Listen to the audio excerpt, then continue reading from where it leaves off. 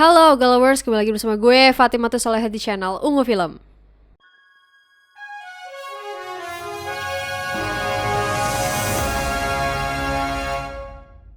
Berawal dari cerita di X alias Twitter, akhirnya dibuatkan film yang berjudul KKN Desa Penari. Menceritakan tentang sekelompok mahasiswa KKN yang melanggar tradisi desa penuh mistis. Gimanakah nasib mereka ini?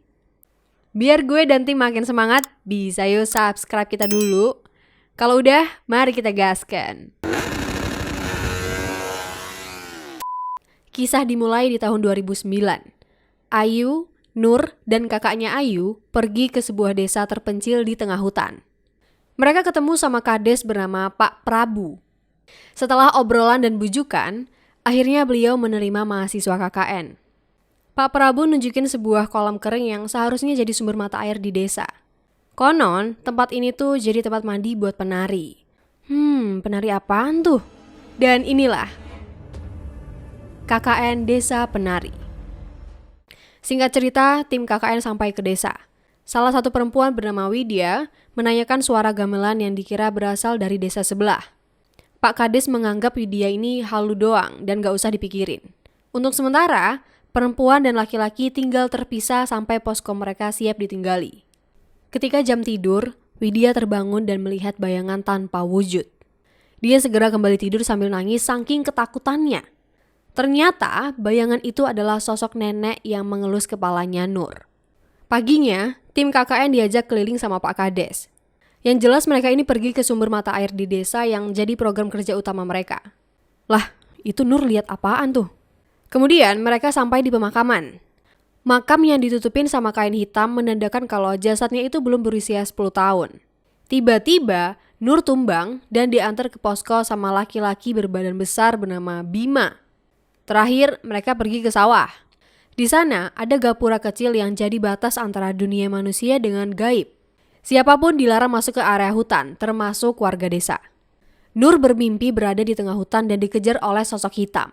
Ketika mau ditangkap, dia terbangun dari mimpinya. Gak lama, Ayu ngajak Nur buat join diskusi program kerja. Kelar diskusi, Widya dan Nur mau mandi di dekat sumber air. Nur masuk duluan ke kamar mandi, tapi dia diganggu sama sosok hitam. Dalam kondisi pintu terkunci, dia beristighfar dan melempar tanah ke arah sosok hitam itu. Alhamdulillah aman walaupun Nur gak jadi mandi. Giliran Widya nih yang mandi. Walau ngerasa diperhatiin, ya dia mah cuek lah. Barulah ketar-ketir ketika melihat sosok penari muncul tepat di depannya. Langsung buru-buru keluar tuh dia. BTW, Nur juga ngelihat sosok penari itu dari lubang pintu. Pas lagi nugas, Ayu ngelihat Bima kembali dari arah hutan. Dia cerita ke Nur dan Widya sampai nanya statusnya segala. Widya langsung tahu kalau Ayu suka sama Bima. Tapi dengan randomnya, Nur ini pamit pergi ke rumah Pak Kades. Mbah Buyut, ketua di desa ini, membuat lebihan gelas kopi karena tahu kalau Nur mau ke sini. Begitu Nur sampai, dia sempat ragu untuk cerita. Biar santai nih, Mbah Buyut meminta Nur untuk minum kopi. Begitu Nur bilang rasanya manis, artinya dia lagi diikutin makhluk gaib. Mbah Buyut langsung menyembelih ayam cemani sebagai jaminan damai kepada sosok hitam agar tidak mengganggu Nur. Ternyata, nenek seram kemarin adalah penjaga gaibnya sekaligus almarhumah neneknya Nur. Widya terbangun dan mendapati Nur hilang. Ya, orangnya lagi di luar rumah sih. Baru aja Widya keluar, Nur ngelihat Widya kesurupan main ular. Lah, tapi Widya ngelihat Nur kesurupan nari. Gimana dah?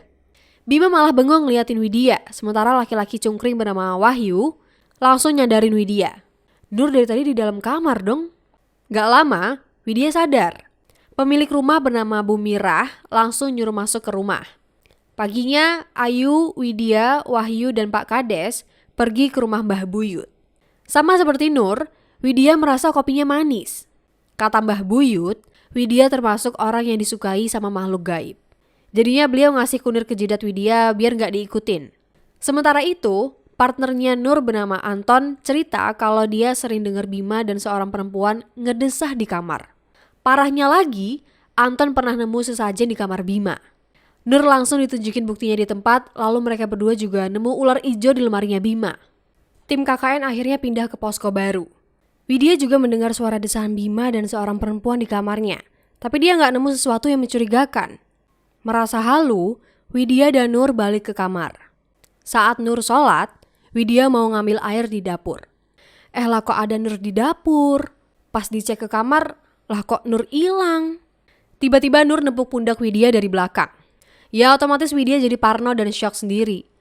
Semuanya pada ngumpul di ruang tengah karena ada keributan. Tiba-tiba Widya batuk dan mengeluarkan rambut dari mulutnya. Anton langsung menganggap kalau Widya ini lagi disantet. Sementara itu di tempat lain, Bima malah jalan sendirian ke arah hutan. Lah iya ya, tadi gak ada si Bima. Paginya, Nur mastiin kondisi Widya lalu pergi keluar posko. Dia gak sengaja dengar Ayu dan Bima berantem karena Ayu ini ngilangin benda kawat duri dari Bima. Sementara itu di posko, Widya pergi ke dapur karena dengar sesuatu. Tiba-tiba, ada seorang warga yang teriak karena ngelihat ular. Lalu ngajakin warga lain buat dobrak paksa ke dapur posko. Ayu yang lagi ada di dapur nyerahin masalah ini ke Pak Kades. Warga ngeliat ular, tapi Ayu ini gak lihat sama sekali. Karena kejadian aneh terus bermunculan, Pak Kades menyarankan Ayu dan Nur untuk mengakhiri program KKN ini. Ayu menolak karena program kerjanya belum selesai. Sementara Nur setuju sama Pak Kades. Ya gue juga setuju sih, mending balik dah. Otomatis Ayu marah pada kedua temannya yang nyari masalah di desa ini. Dia langsung masuk ke posko, sedangkan Nur ikutan nongkrong sama Pak Anton dan Wahyu di luar. Wahyu nginfo kalau Bima ngilang sejak dari tadi pagi. Dia juga ngira kalau Bima dan Ayu pergi ke dalam hutan. Nur makin kepengen cepat pulang, tapi Anton menyarankan untuk kelarin program kerjanya dulu. Bima akhirnya balik. Nur ngingetin Bima buat sholat. Si Bima malah berdalih kalau Nur gak perlu tahu urusan ibadahnya dan pergi masuk ke posko. Paginya, Wahyu dan Widya pergi ke kota, sementara yang lain mulai ngerjain program kerja di sumber mata air. Nur penasaran dengan gapura kecil yang kemarin diceritain sama Anton. Jadinya dia mendatangi tempat itu sendirian dan masuk ke hutan untuk mencari Ayu dan Bima yang ngilang. Lah yang dicari malah enak-enakan. Nur ngeliat langsung Bima dan Ayu keluar bareng dari gubuk dekat tapak tilas. Dia kecewa, terutama sama Bima yang orang tuanya dikenal religius. Diceramahin gak ada respon. Nur pulang sambil Ayu terus minta maaf. Setelah Wahyu dan Widya belanja, mereka sekalian beli jajan. Mereka basa-basi sedikit soal desa yang mereka tempati. Abang-abangnya nyaranin mereka buat segera sampai di desa sebelum malam. Ya karena berbahaya lewat hutan malam-malam. Dilihat-lihat sih gak mungkin ya mereka sampai ke desa sebelum malam. Apalagi motornya mendadak mogok gini. Di tengah Widya ngomel, mereka dengar suara gamelan. Dia minta Wahyu buat tetap jalan ke desa. Lah dicegat sama bapak tua. Tiba-tiba ada orang di belakang mereka yang bantuin benerin motor. Sementara mereka diajak ke tempat hajatan yang banyak makanannya. Wahyu gaspol makan sepuasnya, apalagi ada hiburan penari cantik. Widya ngajak Wahyu buat cepetan pulang karena dari awal ini udah ngerasa gak beres. Kebetulan motornya sudah bisa, jadi mereka bisa langsung pulang sambil bawa banyak makanan buat bagi-bagi ke teman di posko. Nur masih aja ngasih ceramah ke Ayu dan Bima. Gak lama, Wahyu dan Widya sampai di rumah dan semuanya kumpul di ruang tengah. Wahyu menceritakan pengalamannya pergi ke desa lain. Tapi Anton gak percaya. Wahyu ngeluarin bungkusan makanan yang dia bawa dari sana. Lah, kok isinya berubah jadi kepala monyet? Ketika semuanya tertidur, Nur bawa tas Ayu ke dapur dan mencari kawat duri. Lah nemunya malah selendang. Udah gitu, dia ketemu sama sosok penari yang merasuki Widya. Nur diperingatkan untuk gak ikut campur sama urusannya, karena sosok penari itu masih menghormati keberadaan arwah neneknya Nur. Setelah itu, Widya kembali ke kamar.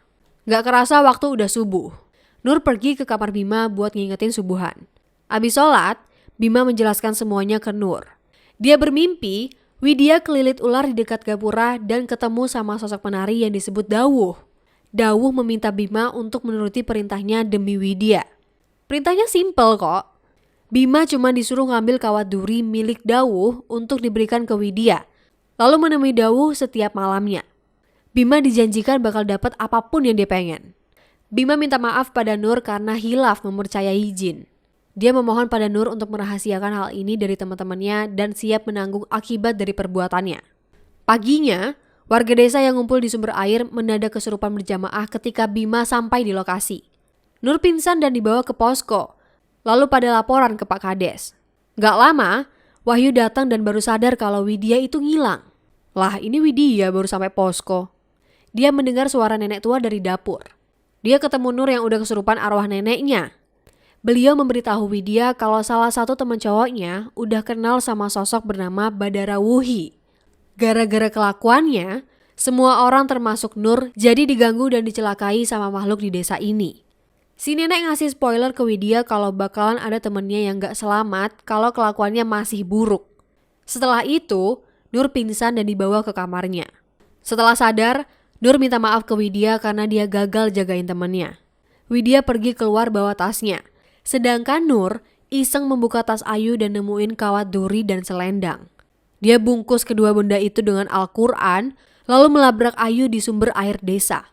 Walau awalnya gak mau ngaku, akhirnya Ayu cerita semuanya ke Nur setelah sedikit dipaksa. Ayu memang disuruh Bima untuk ngasih kawat duri ke Widya. Tapi karena gak dilakukan, dia akhirnya ketemu sama Dawuh. Dia dipaksa buat naruh gelangnya ke Widya dan ditukar dengan selendangnya Dawuh untuk memikat Bima. Malah dipakai enak-enak, bejir-bejir. Nur langsung ngamuk dan minta semua tim ngumpul di posko.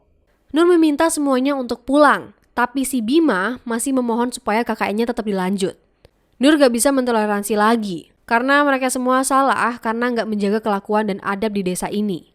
Cuman, Nur gak nge-up detail masalahnya ke yang lain. Widya lagi-lagi kebangun dan ngeliat Bima berjalan keluar. Dia ngikutin Bima sampai ke tapak tilas dan dengar suara aneh dari gubuk belakang. Bima malah lagi enak-enakan sama sosok siluman ular yang disebut Badara Wuhi sama arwah neneknya Nur. Bima ketakutan, apalagi Widya, apalagi gue, enggak dong. Apalagi Widya yang sampai pindah sendiri ke tapak tilas. Badara Wuhi muncul dan mengungkapin keinginannya untuk menjadikan Widya jadi Dawuh. Widya takut dan mau kabur dari sana, tapi malah ditahan sama warga sana. Kagetlah dia ngeliat wujud warga di sana yang pada gak normal, apalagi Ayu yang berdandan dan menari mengikuti irama gamelan. Tahu-tahu, Nur udah gak ngeliat Widya di kasur dan Ayu yang wajahnya gak normal. Dia meminta tolong ke Wahyu dan Anton yang melihat kondisi Ayu untuk segera memanggil Kades. Pak Kades datang dan langsung menyuruh orang untuk manggil Mbah Buyut setelah melihat kondisi Ayu. Nur terpaksa menceritakan semuanya sambil menyerahkan kawat duri dan selendang yang dia dapat. Nur memohon supaya Bima dan Ayu diselamatkan. Terlepas dari Wahyu dan Anton yang marah karena perbuatan temannya, mereka dan warga desa disuruh mencari Bima dan Widya. Mbah Buyut akhirnya datang dan dijelaskan situasinya sama Pak Kades. Beliau menjelaskan kalau barang yang Nur temukan adalah milik Badara Wuhi. Sekarang arwah Ayu ditahan di dunia lain yang disebut Angkoro Murko. Nur memohon kepada Mbah Buyut untuk menolong Ayu. Mbah Buyut setuju dan berubah menjadi anjing untuk menyeberang ke dunia lain. Singkat cerita, Mbah Buyut sampai di tapak tilas. Gonggongan anjing membuat tarian berhenti dan ngasih kesempatan Widya lari dari sana. Widya sempat melihat Ayu yang menangis karena menjadi Dawuh. Sebelum akhirnya dia pergi mengikuti Mbah Buyut keluar dari sana. BTW, Bima akhirnya ditemukan dan dibaringkan bersama Ayu. Paginya, Widya dituntun warga ke posko. Dia dan yang lainnya menangisi kondisi kedua temannya yang gak wajar. Widya cerita semuanya ke Nur. Lalu Pak Kades minta untuk ngikutin Mbah Buyut di dapur untuk dibuatkan kopi pahit. Kali ini, Widya benar-benar merasakan kopinya pahit. Mbah Buyut menjelaskan kalau Ayu dan Bima sudah dibawa ke Angkoro Murko. Ular kecil yang dilihat Widya adalah anak-anak Bima dan Badara Wuhi. Sementara Ayu dijadikan Dawuh baru yang harus menari mengelilingi hutan. Itu semua adalah hukuman atas perbuatan Ayu dan Bima. Mbah Buyut minta maaf karena mereka udah gak bisa ditolong lagi. Pak Kades menjelaskan soal kepercayaan warga desa kalau mereka akan jauh dari kemalangan jika menumbalkan anak perempuan. Sebenarnya, makam yang ditutupin kain adalah korban tumbal. Lalu, tapak tilas di hutan dulunya itu tempat pertunjukan tari bagi warga desa dan makhluk gaib di sana. Beliau minta maaf karena gagal menjaga mereka. Begitu juga dengan Nur yang gak bisa jaga teman-temannya sendiri dan kepercayaan Pak Kades. Akhirnya mereka pamit dengan perasaan bersalah. Di akhir cerita, keluarga Ayu dan Bima datang ke desa dengan perasaan sedih dan marah. Ya gimana enggak? Bima akhirnya wassalam 4 hari setelah kepulangan Nur, sedangkan Ayu ikut wassalam 3 bulan kemudian. Jadi begitulah cerita KKN di Desa Penari. Kalau cerita KKN di Desa Undaan Tengah beda lagi. Gue agak ngeri juga ya kalau ngeliat ular sebanyak itu. Ya kalau gue pribadi sih udah sepantasnya sih mereka dapat hukuman seperti itu. Jujur aja lebih enak lihat versi uncut ya daripada extended. Lama bener coy. Gimana menurut kalian? Apakah seru atau biasa aja? Tuliskan pendapat kalian di kolom komentar. Request film atau series juga bisa sekalian di kolom komentar. Atau kalau kalian punya cerita horor kayak kisah KKN di Desa Penari ini, bisa banget kirim ke email kita di bacahoror60@gmail.com. Pesan yang bisa kita ambil dari film ini adalah jaga sikap dan perilaku di tempat lain, apalagi di desa sakral kayak satu ini. Oke, kesepian tanpa kekasih cukup sekian, terima kasih. Sampai ketemu di pembahasan berikutnya. Bye-bye. Jangan lupa subscribe.